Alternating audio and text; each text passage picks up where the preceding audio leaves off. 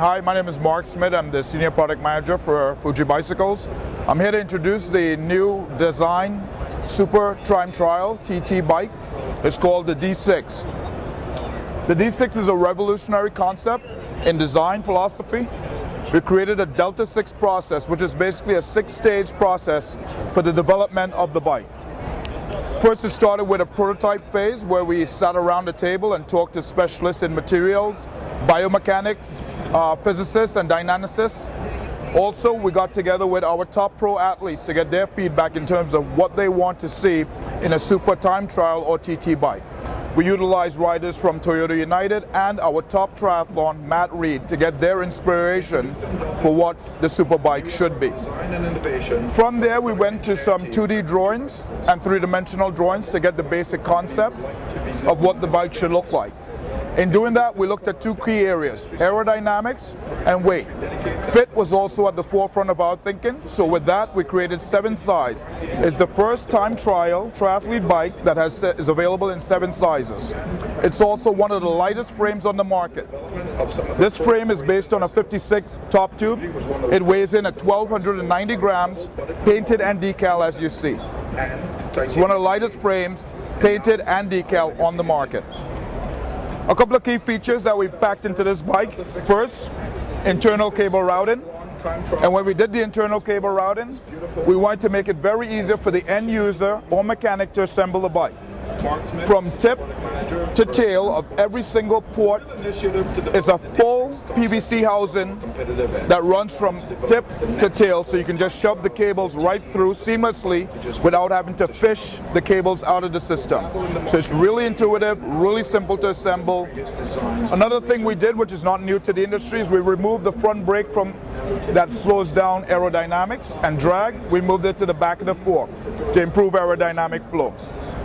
We also did the same concept with the rear brakes. We created a cavity in this unique package, which is still UCI legal, even though it's a cavity created to hide the brake. It minimizes wind drag, and it also creates a nice unique box to house the rear brakes to keep a lot of the grit and dirt out of the system to give you good braking performance. We never liked the idea of moving the brake to the bottom of the bottom bracket like most companies, because you get a lot of buildup of dirt and grit, and then you slow down the performance on the brake. Aerodynamics from the beginning to the end. Super aero down tube, aero seat tube with minimum chainstay rear triangle area interface with an extended external seat mass. The seat mass runs about 150 millimeters from the top tube all the way up inside the external seat post. The external seat post holds 2 unique features: independent adjust. It's a system that isolates your fore and aft positioning and also your tilt up and down system. What it is when you undo the compression rings that holds the saddle rails, you can now move your saddle fore and aft position without affecting your tilt position. Some people like it's totally at 0. Some people like maybe a 5-degree rise or a 5-degree tilt in the nose. This system totally isolates one movement from the other, so once you have things set, you never have to interfere with one position, only adjust the other. Also, we use this unique 2-bolt compression system in the back that holds the seat post to the seat mass. By spreading the loads between these 2 compression systems, we're able to use very low torque forces to hold the seat post in place. Roughly about 4 Newton meters is needed on both bolts to hold it in place and can support a rider weight of over 225 pounds. From there, we move to the rear triangle with this unique oversized cross section. This was key in some of the research development we did in the aerodynamic lab in terms of airflow. Because of this unique cross section that is usually larger than your normal interface, we created a lot of skin friction.